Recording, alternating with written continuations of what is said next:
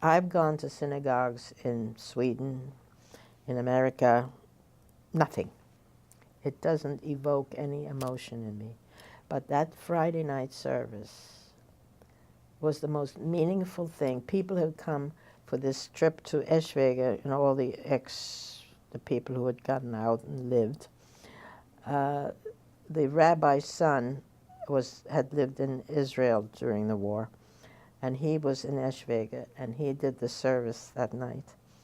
It was the most meaningful thing. I just, first of all, I'm not a very emotional people about religion or anything. I couldn't stop crying. I was sobbing through the whole service. And this non-Jewish woman was sitting with me at the service. You know, we sort of got friendly on the trip. And I just couldn't stop crying. It was so meaningful to hear that service. And I'd been to Orthodox, and I'd been to Reform and Conservative. It's like, it doesn't matter.